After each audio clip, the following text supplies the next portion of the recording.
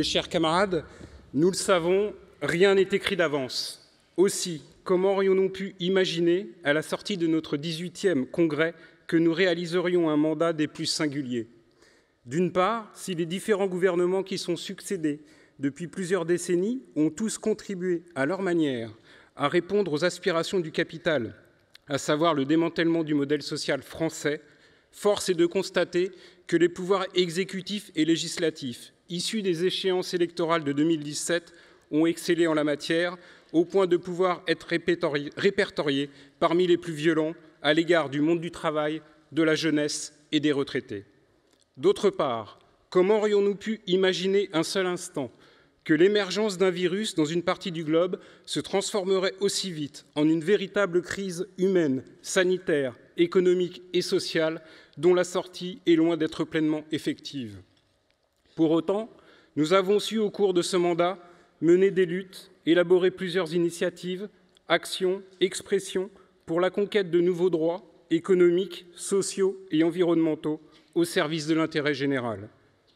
Sans répétition et sans filet, au travers des interventions qui vont se succéder, nous vous proposons un condensé du bilan de cette mandature. Ces dernières seront entrecoupées de vidéos.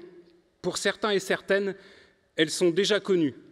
Pour d'autres, vous constaterez que leur format intemporel les rend disponibles pour vos actions de déploiement et de renforcement de la CGT. Quelques-unes peuvent paraître très institutionnelles, d'autres totalement décalées, mais c'est aussi ça, être la CGT de tout le salariat. La preuve en images avec notre première vidéo.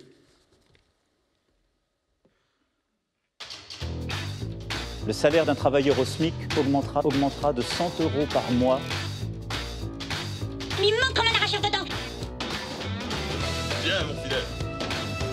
Il est déjà heureux de boulotter nos restes. Excellent.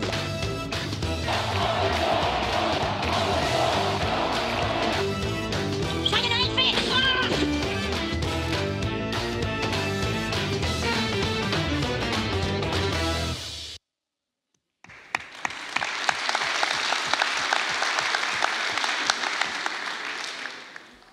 Jusqu'à présent, la mise en œuvre de la sacro-sainte réduction du coût du travail s'était principalement focalisée sur la production.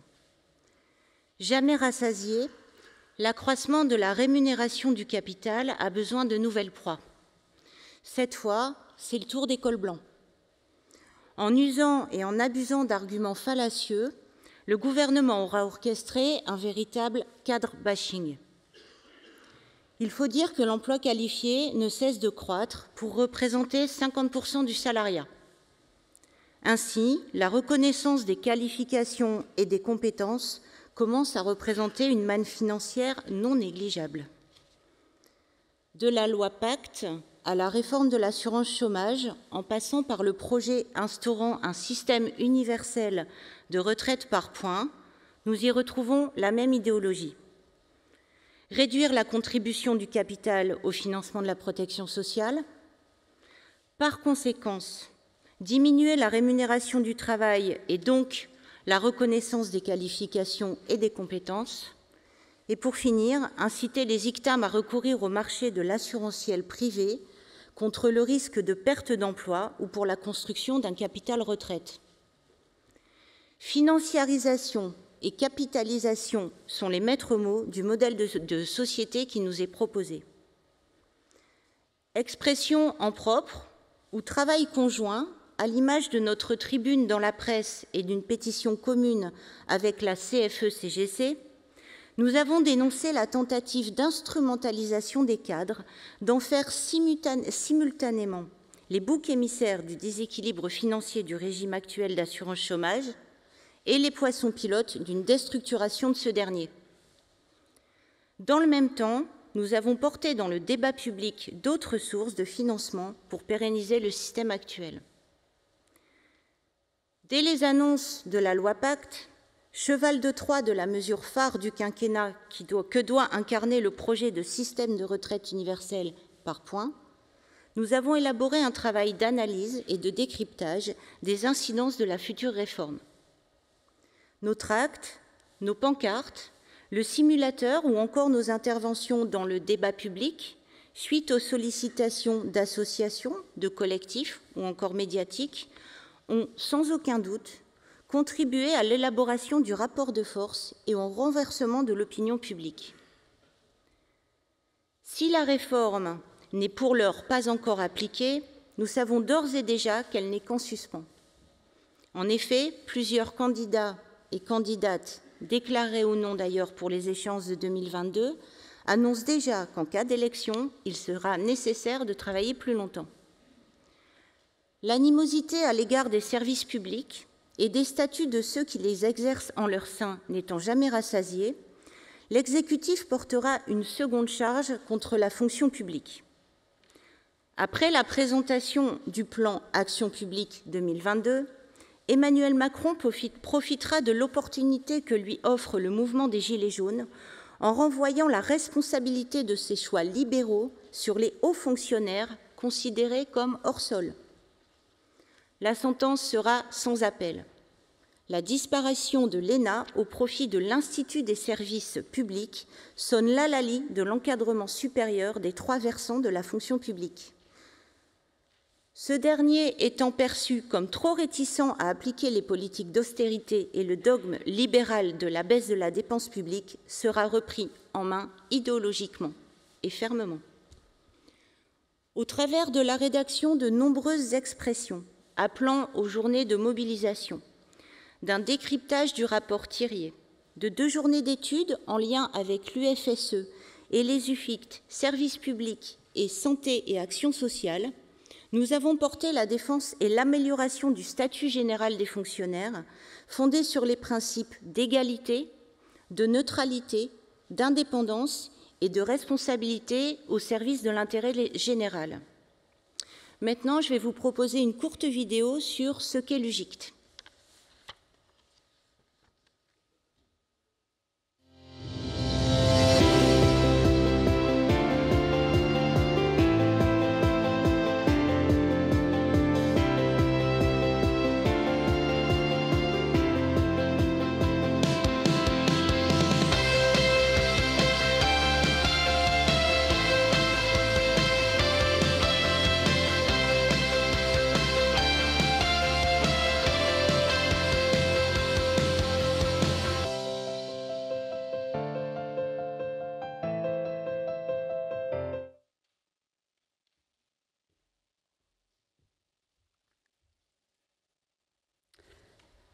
Mise en œuvre des orientations, référence syndicale sur le numérique, dans la continuité des actions engagées depuis 2014, nos travaux ont été approfondis pour faire de la révolution numérique un vecteur de progrès économiques, sociaux et environnementaux. En lien avec le collectif confédéral Recherche, l'UGICT a organisé en décembre 2018 un colloque sur le thème « Où va l'intelligence artificielle ?»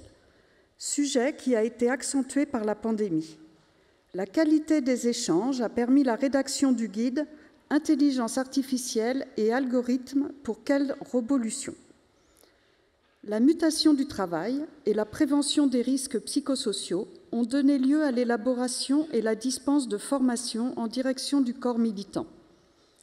Les rencontres d'options du 22 novembre 2018 ont été l'occasion de publier les premiers résultats sur les conditions de travail et de vie au travail obtenus par les syndicats CGT via l'application dédiée à l'outil de diagnostic QVT et numérique suite à l'appel à projet de l'ANACT. La pertinence et la qualité de ces travaux ont été reconnus et ont donné lieu à de nombreuses sollicitations, colloques, auditions d'institutions publiques telle la plateforme RSE de France Stratégie ou encore de la presse spécialisée. Ces travaux sont aussi à l'origine de la participation de l'UGICT à la délégation confédérale lors de la négociation sur l'ANI télétravail de 2020, ainsi que du mandat d'Eurocadre lors de la négociation de l'accord européen sur le numérique. Professionnellement engagés, socialement responsables, nous revendiquons pleinement de pouvoir exercer notre rôle contributif dans le fonctionnement de nos entreprises et administrations. Condition sine qua non, nous devons gagner de nouveaux droits et garanties interprofessionnelles pour les ICTAM. Le patronat espérait pouvoir se saisir de la fusion de l'AGIRC et de l'ARCO via l'ANI de 2015, seul organisme en capacité à opérer une reconnaissance interprofessionnelle et opposable aux employeurs du statut cadre.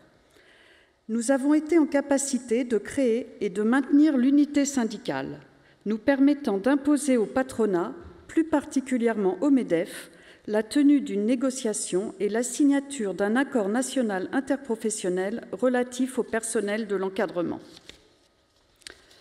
Indissociable de notre revendication du statut de l'encadrement, nous avons opéré une actualisation de nos revendications par la rédaction d'une nouvelle charte des professions techniciennes et intermédiaires présentée lors de la journée d'études ad hoc du 9 octobre 2019. La reconnaissance des qualifications et l'égalité salariale, à l'instar de nombreux sujets, n'est jamais acquise définitivement. C'est pourquoi l'UGICT a impulsé la création d'un collectif salaire.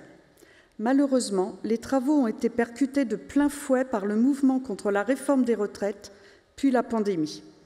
Nous avons participé à la construction d'initiatives, qu'il s'agisse des mobilisations du 8 mars dans les entreprises, comme l'action engagée par le syndicat Ufict-Ericsson. L'exercice plein et entier de notre expertise et de notre éthique passe indéniablement par la définanciarisation de l'entreprise et du management.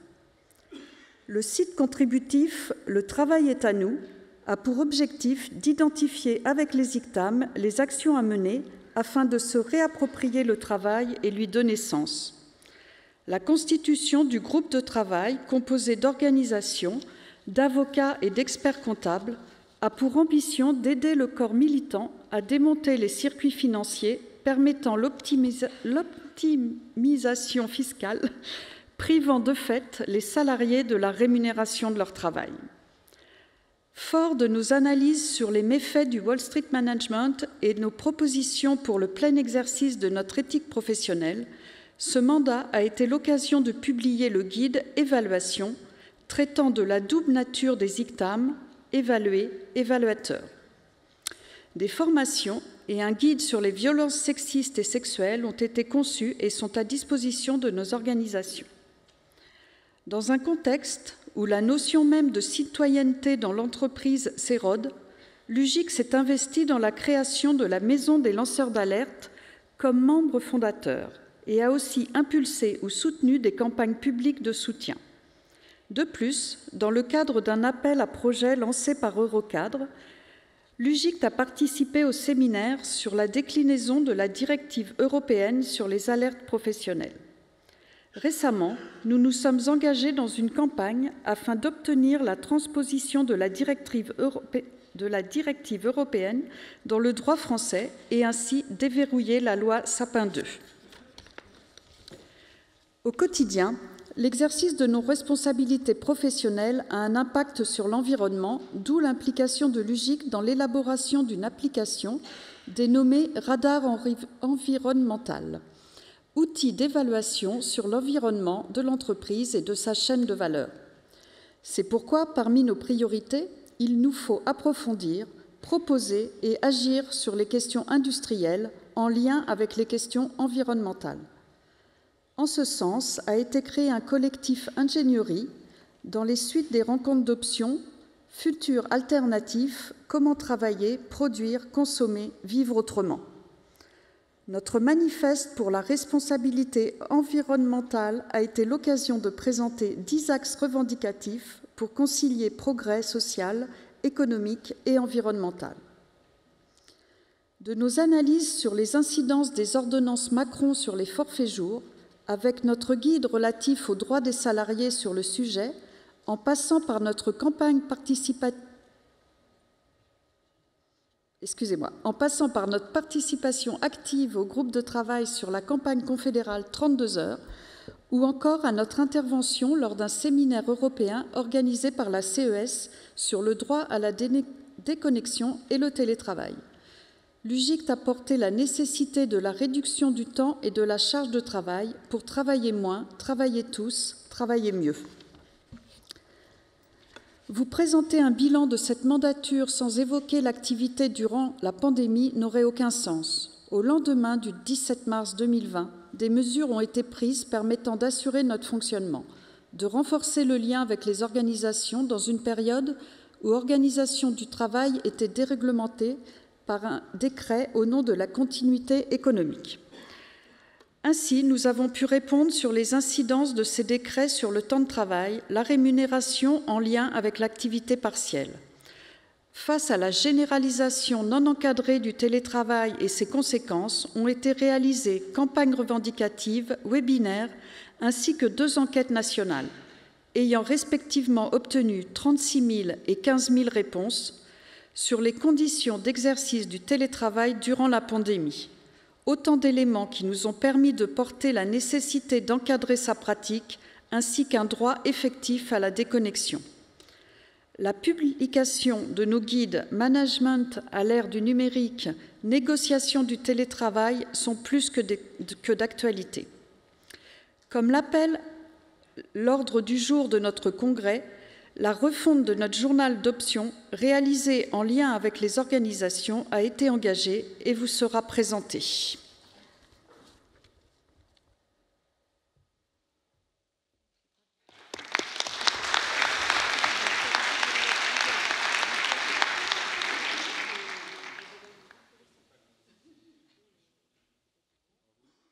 Vous m'excuserez, mais comme annoncé au préalable, c'est sans répète et sans filet. Donc, normalement, il y a une vidéo qui doit partir maintenant sur le bilan syndicalisation.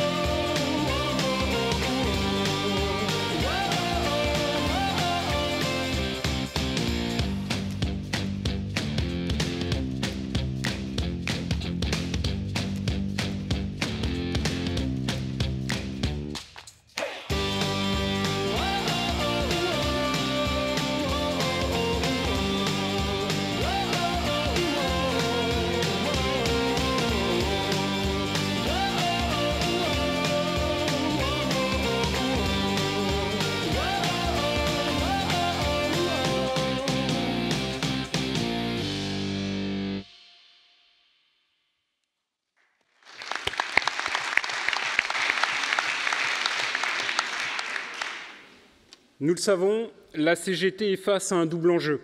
Traditionnellement présente dans les grandes entreprises, elle doit étendre son implantation dans les PME et les TPE.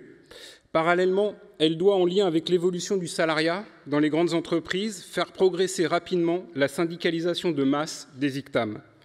Les délégués du 18e Congrès ont adopté une série de mesures visant à déployer et renforcer leur syndicalisation et la structuration de l'activité spécifique avec l'ensemble des organisations territoriales et professionnelles en ciblant principalement les 17 métropoles à forte concentration d'ICTAM.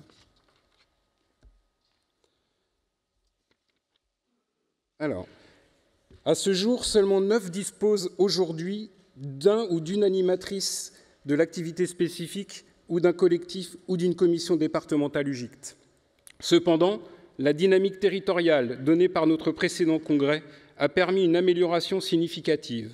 Concrètement, nous dénombrons la création de 5 nouvelles commissions départementales dans les départements de Haute-Garonne, de Gironde, l'Hérault, l'Ille-et-Vilaine, Loire-Atlantique. 2 autres commissions départementales ont été renforcées avec une animation assurée par un binôme de camarades. Il s'agit de la commission départementale du Nord et de celle du Rhône. Enfin, 4 comités régionaux ont mandaté des camarades pour travailler au déploiement de l'activité spécifique et à sa structuration sur leurs territoires respectifs. Il s'agit des comités régionaux Aura, Bretagne, Île-de-France et Nouvelle-Aquitaine. Le fruit de notre travail se mesure aussi par la présentation d'une sorte de photographie de notre corps militant. Et c'est ce que je vous propose.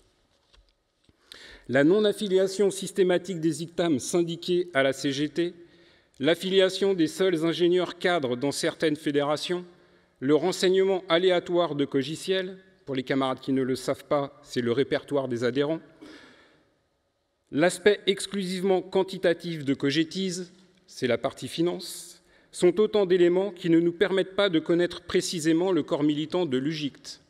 Cependant, sur la base des éléments connus dans Cogiciel, à la clôture de l'exercice 2019, 131 434 ICTAM étaient syndiqués à la CGT contre 107 641 à la clôture de l'exercice 2015, soit une hausse de 22,10%.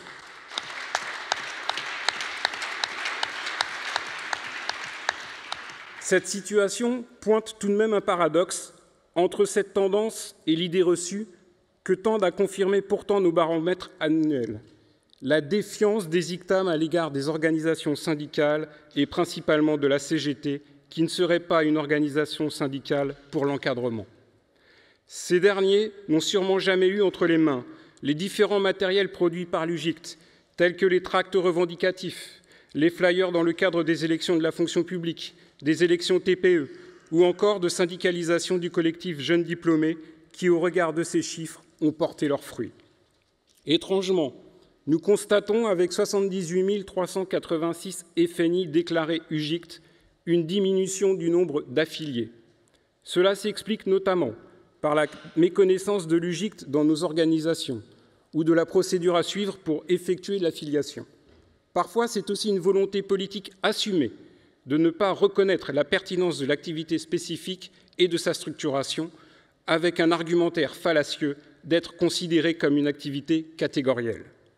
Quelles qu'en soient les raisons, cette non-affiliation des syndiqués ICTAM pose à la fois des questions de qualité de vie syndicale et de démocratie.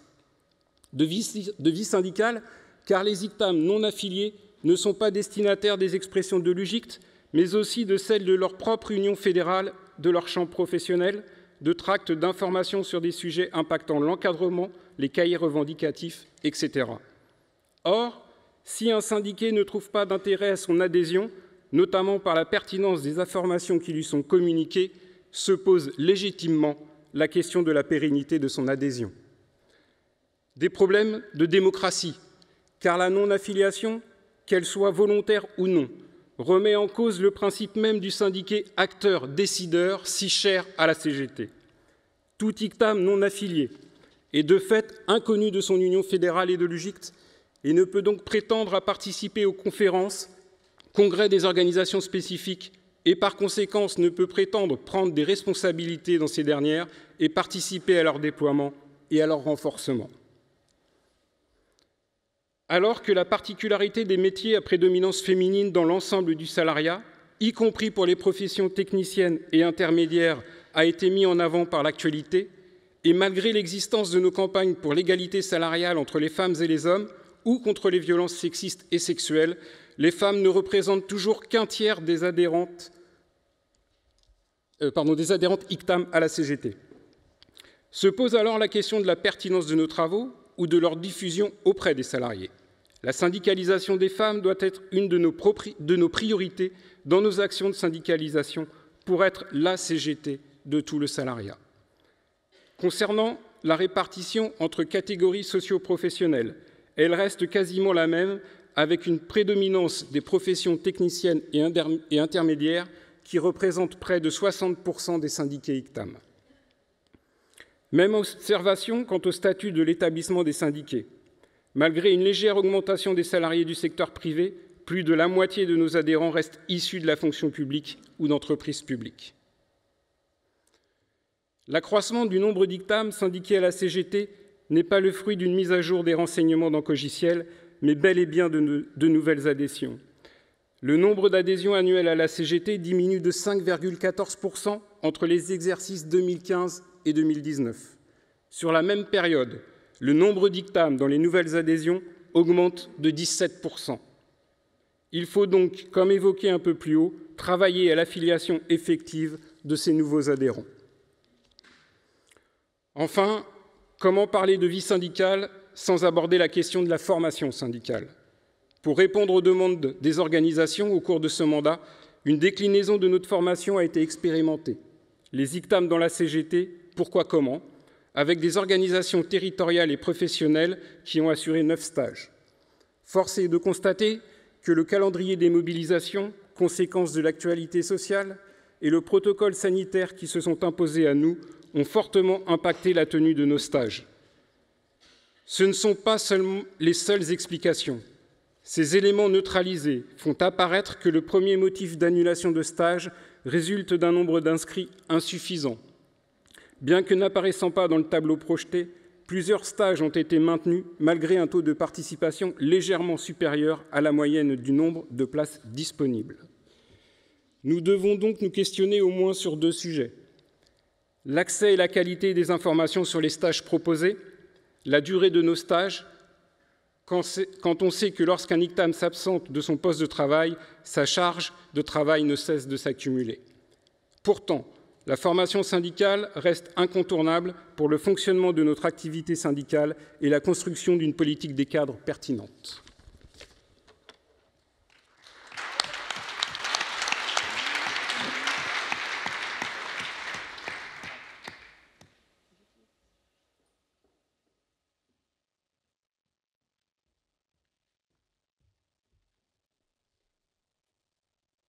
Le gouvernement a organisé le démantèlement méthodique des acquis pour l'ensemble du salariat, de la jeunesse et des retraités, derrière un cadre bashing généralisé.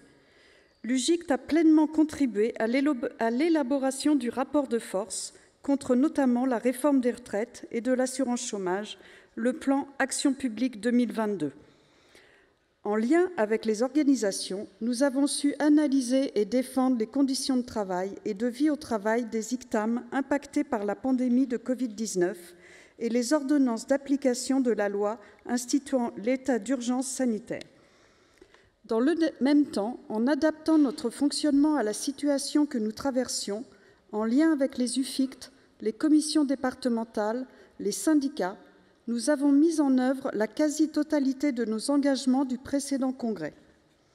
Enfin, des camarades de l'UGICT se sont engagés dans le travail confédéral, notamment par la mise à disposition pour la CEC, dans des collectifs suite au 52e congrès confédéral et en participant à des délégations dans le cadre de négociations ou de campagnes revendicatives. Nous avons agi pour faire progresser la syndicalisation de masse des ICTAM, condition indispensable à la construction d'un véritable rapport de force pour une transformation sociale, économique et environnementale de la société, mais aussi pour que la CGT reste représentative parmi ces catégories et reconquiert sa place de première organisation syndicale dans le secteur privé. Comme l'affirmait Henri Krasuki lors d'une interview, « À quoi bon la vie? À quoi bon le progrès si ce n'est pas avec l'idée de vivre autrement et qu'il faut se battre pour cela ». Vive la CGT, vive l'UGIC CGT, vive le 19e congrès.